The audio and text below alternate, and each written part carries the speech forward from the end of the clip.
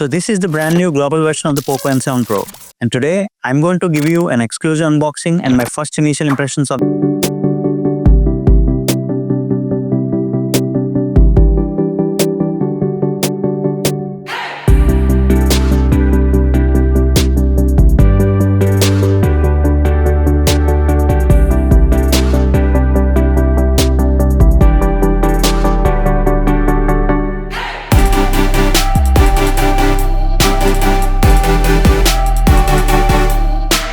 So let's start with some quick unboxing and check out what was included in the box, shall we? So it comes in this POCO signature black and yellow box, and the unboxing experience seems like every other POCO smartphone out there. As soon as you open it, the first thing you'll notice is this neat packaging. It includes user manuals, warranty documents, and a small SIM ejector tool. And also there's a case included for this smartphone inside.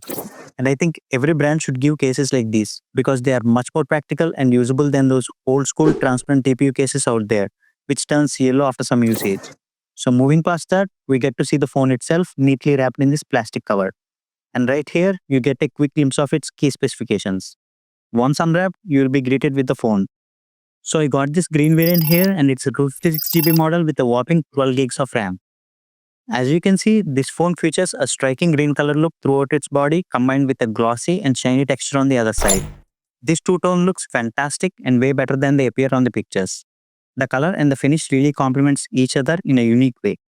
Frankly speaking, I was a bit unsure when I saw the images online, but holding it in the hand completely changed my mind. It feels premium and solid with a sleek rectangular design and nice rounded corners. Overall, the design is impressive for its price tag. This definitely doesn't feel like your typical black or grey phone. It feels fresh and different in every possible way. And speaking of the colors, POCO has chosen bold colors with this smartphone. No safe and boring shades like black and grey are provided. You only get three options: green, purple, and silver, all featuring the same dual-tone finish.